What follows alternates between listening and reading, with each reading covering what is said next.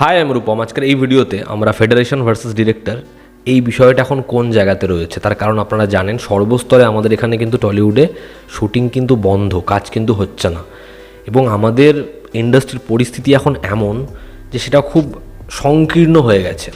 আমাদের এখানে ছবির বক্স অফিসের অবস্থা কি সেটা আপনারা জানেন। তো সেই ক্ষেত্রে এরকম একটা পরিস্থিতি আরও যেন জায়গাটাকে খারাপ করে দিচ্ছে। তো কিছুক্ষণ আগে একটা সিদ্ধান্ত নেওয়া হয়েছে, সেই সিদ্ধান্তটা কি সেটাও আমি জানাবো। শুটিং কি আরম্ভ হবে, কি মনে হচ্ছে, এখনও মিটিং চলছে, এই বিষয়পত্রগুলো তো আমি আসছি। তবে আরও কয়েকটা মেজর ইস্যু রয়েছে যেগুলো নিয়েও আমার মনে হয় কথা বলা দরকার। কেউ সেই বিষয়পত্রগুলোকে নিয়ে সেরকমভাবে কথা বলছে না। দু একটা হেডলাইনে আপনারা দেখবেন, আমি এর আগের যে ভিডিওটা করেছিলাম ওটা আমি আগে করেছিলাম, সেই ভিডিওতে কিন্তু আমি এর যে ভেতরকার যে দিকপত্রগুলো যেগুলো সাধারণ মানুষের পক্ষে জানা সম্ভব নয় সেগুলো নিয়ে কথা বলেছিলাম। সেখানে ইন্ডিপেন্ডেন্ট যারা ফিল্ম বানাচ্ছে তারা কি ফেস করছে সেটা নিয়েও কথা বলেছিলাম। সাধারণ মানুষের পক্ষে সেগুলো জানা সম্ভব নয়, তারা দু একটা স্টেটমেন্ট শুনছে, ভাবছে কি না কি হচ্ছে, কিন্তু এটা অনেক বড় একটা বিষয়। দেখবেন একটা হেডলাইন আপনারা খুব পড়ছেন, খুব দেখছেন, সেটা হচ্ছে গুপি কাজ, এবং কিছু টেকনিশিয়ান এই কথাটা বারবার করে বলছে যে এই গুপি কাজকে তারা পারমিট করে দিতে চাইছে, গুপি কাজ যেন আরও হয় যাতে টেকনিশিয়ানদের এড়িয়ে কাজ করা যায়, এগুলোর চেষ্টা চলছে। তা গুপি কাজ কি, সেটা কি খারাপ? খুব। আমি উদাহরণ দিচ্ছি, এই ফেডারেশনের নিয়ম না মেনে করা কিছু কাজের, যেমন ধরুন দোস্তজি, গত বছর খুব অ্যাক্লেমড হওয়া একটা ছবি, বা ধরুন ঝিল্লি, এরকম প্রশংসিত এরকম অ্যাওয়ার্ডেড একটা ফিল্ম, বা এই খাদানের যে পরিচালক সুজিত রিনো দত্ত, তার যে প্রিভিয়াস ছবি সিটি অফ জ্যাকেলস, যেটা করেই তো তিনি খাদানটা পেলেন। তো এই যে ছবিগুলো, এই ছবিগুলো আপনার কি মনে হয় ফেডারেশনের নিয়ম মেনে, সব নিয়মকানুন মেনে কাজগুলো করা হয়েছে? না, একেবারেই নয়। আপনারা যখন যে কোনো একটা ফিল্ম ফেস্টিভ্যালে যাচ্ছেন, যেই ফিল্ম ফেস্টিভ্যালগুলো আমাদের এখানকার হয়তো সবথেকে গর্বের ফিল্ম ফেস্টিভ্যাল, যেখানে বাইরে থেকে ডিরেক্টররা আসছে, সেই ফিল্ম ফেস্টিভ্যালে যতগুলো ছবি দেখানো হয়, সেই পরিচালকেরা কি সেই ফেডারেশনের থেকে পারমিশন নিয়ে ছবিগুলো বানায়? তাদের সেই ক্ষমতা থাকে? তাদের কাছে টাকাই থাকে না, তারা আবার পারমিশন নেবে, 40 জন মেম্বার নেবে, 50 জন মেম্বার নেবে, তাদের তো টাকাই নেই। যেখানে ডিরেক্টর যে সেই লাইট ধরছে, কখনো কখনো সেই এই কাজ করে দিচ্ছে, ওই কাজ করে দিচ্ছে, যে অ্যাক্টর সেই কস্টিউম করছে, অত কিছু হয় না, এবং ওই কাজে অত গ্র্যান্ডারি থাকে না। তো এই যে কাজগুলোর আমি নাম বললাম, এগুলো আপনারা জানেন, এগুলো আপনারা শুনেছেন, দেখেছেন, কিন্তু এরকম হাজার হাজার সিনেমা এখানে তৈরি হচ্ছে যেগুলো ফেস্টিভ্যালে যাচ্ছে, অ্যাওয়ার্ড নিয়ে আসছে, বাইরে যাচ্ছে, যে ছবিগুলো দেখতে বাইরের পরিচালকরা আমাদের এখানে ফিল্ম ফেস্টিভ্যালে আসছে, সেখানকার ম্যাক্সিমাম মানে 99% ছবি হয়তো সেই ছবিগুলোকে ইন্ডিপেন্ডেন্ট ওয়েতে বানানো। সেই ছবিগুলোকে কি বলবেন, গুপি কাজ বলবেন? এরকম একজন পরিচালক যে তার প্রিভিয়াস ছবি সিটি অফ জ্যাকেলস হয়তো এরকমভাবে পারমিশন নিয়ে বানায়নি, কিন্তু পরবর্তী সময়ে সে আমাদের এখানকার সবথেকে বড় বাজেটের ছবি, টলিউডের সবথেকে বড় বাজেটের ছবি পরিচালনা করছে। আজকে যে মানুষটা 20 লাখ টাকার ছবি বানাচ্ছে বা 15 লাখ টাকার ছবি বানাচ্ছে, হতেই পারে কালকে সে আমাদের এখানকার সবথেকে বিগ বাজেট ফিল্ম বানাবে। উদাহরণ তো দিলাম, একজন পরিচালকের নাম তো বললাম, হয়তো পরবর্তী সময়ে সে আরও বড় প্রজেক্ট করতে পারে, এখানকার সবথেকে বড় হাউসের সবথেকে বড় হিরোকে নিয়ে কাজ করতে পারে, যেটা হচ্ছে। তাহলে এটাতে সমস্যা কোথায়? সেই পরিচালক সে নিজের ছবির কাঠামো, নিজের ছবির বাজেট দেখে ঠিক করবে তার কতজন লোক দরকার হবে, তার কাদেরকে দরকার হবে। তার দরকার হবে না, প্রয়োজন হবে না, সে সেই লোকগুলোকে কেন নেবে, কেন সে অতিরিক্ত খরচ করবে? এই একটা কথা যেমন আসছে। আরও একটা বিষয় যেটা নিয়ে কেউ কথা বলেনি, সেটা হচ্ছে অ্যাসিস্ট্যান্ট ডিরেক্টর গিল্ড হোল্ডার। ধরুন আপনি সিনেমায় কাজ করতে চান, আপনি গিল্ডের মেম্বার হতে চান, আপনি চান কোনো ডিরেক্টরকে আমি অ্যাসিস্ট করব।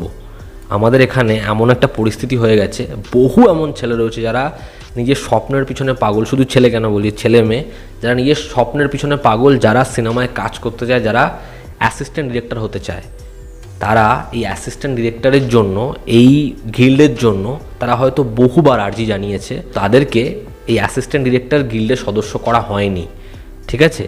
তাদেরকে অবজারভার বানিয়ে রেখে দেওয়া হয়েছে। এবার যখন কেউ একজন পরিচালকের অবজারভার হবে, তার কিন্তু খাটনিটা একই হবে, কাজটা কিন্তু সে একই করবে, হয়তো অতিরিক্ত, কিন্তু সে যে টাকাটা পাবে, সে যে রেমুনারেশনটা পাবে, সেটা এতটাই কম যে তার ডেলি গাড়ি ভাড়া, তার ডেলি যা খরচ হবে, সেই টাকাটা কোনোভাবে উঠে আসবে না, কোনোভাবে কুলোবে না। তাহলে সেই মানুষটার কি হবে, তাদের কি হবে? তারা কতদিন এরকমভাবে যা জিনিসপত্র হচ্ছে কাজ করে যাবে, কিছু পাবে না? তো এরকম অনেকগুলো সমস্যা রয়েছে ফেডারেশন ভুল, ফেডারেশন থাকবে না, ইউনিয়ন থাকবে না, এটা কেউ বলছে না। ফেডারেশন থাকুক, তাহলেই তো এই যে টাকা মেরে দেওয়া বা সবাই ক্রাইসিসে থাকা এই জিনিসপত্রগুলো হবে না। কিন্তু আজকে যে ছেলেটা অবজারভার, সে তো ফেডারেশনের আওতায় আর পড়ছে না, কারণ সে অ্যাসিস্ট্যান্ট ডিরেক্টর হয়নি। তাহলে তার টাকা না পাওয়া, তার এরকমভাবে ছুটে ছুটে যাওয়া, এটা কে দেখবে? এটা কি দেখার তো কেউ নেই। তো ফেডারেশনকে ফ্লেক্সিবল হতে হবে। আমি আগের দিনও বলেছি, আজকেও বলছি, ফ্লেক্সিবল হতে হবে। এই যে এতগুলো নিয়ম কানুন, এটা না রাতারাতি বদলানো যাবে না। মানে আজকে ডিরেক্টররা প্রতিবাদ করছে, আজকে অ্যাসিস্ট্যান্ট ডিরেক্টররা প্রতিবাদ করছে, এরকম হাজার মানুষ সমস্যা কথা বলছে, তো এটা কালকের মধ্যে নিয়ম বদলে ফেলবে এরকমভাবে হবে না। এটাতে সময় লাগবে, হয়তো অনেকটাই সময় লাগবে, কিন্তু চেঞ্জেস হয়তো তারা আনবে। এবং এই যে একটা সুসম্পর্ক করে দিতে, যে টেকনিশিয়ান এবং পরিচালক যাতে কারো মধ্যে এই বিষয়টা নিয়ে ভেদাভেদ না থাকে, যাতে মনের মধ্যে এই তিক্ততা না থাকে, তাহলে কাজ কি করে হবে? আজকে যদি পরিচালকরা টেকনিশিয়ান না পায়, তারা কাজ কি করে করবে? তারা যদি ইউনিটের লোক না পায়, কাজ কি করে করবে? এবং এই লোকগুলো যদি কোনো ডিরেক্টর ফ্লোরেই না আসে, এদের সংসার কি করে চলবে? এরা কিভাবে বেঁচে থাকবে? তো এরা একে অপরের পরিপূরক। তো আজকে বিকেলে টেকনিশিয়ানরা স্টুডিওতে মিটিং ডেকেছেন, তারা এই বিষয়পত্র নিয়ে আলোচনা করবেন। আজকে সকাল থেকে পরিচালকরা, তারা মোটামুটি 100 থেকে 120-130 জন, তারা SVF অফিসে, সেখানে তারা মিটিং করেছে। এবং বুম্বাদা আর দেব, তারা নবান্নে গিয়েছিল আজকে, মাননীয় মুখ্যমন্ত্রীর সাথে তারা আজকে মিটিং করেছে। এবং আগামীকাল থেকে শুটিং শুরু হবে। আগামীকাল থেকে আমাদের এখানে সর্বস্তরে কাজ শুরু হবে, এমনটাই জানানো হয়েছে। এবং যদি রাহুল মুখার্জির যে ছবিটা নিয়ে পুরো বিষয়টা হয়েছে সেটা নিয়ে কথা বলি, তো রাহুল মুখার্জি ছবির পরিচালক থাকবেন, হয়তো কয়েকদিন পর থেকে ছবিটার কাজ আরম্ভ হবে। আপাতত আগামীকাল থেকে আমাদের এখানে শুটিং শুরু হচ্ছে।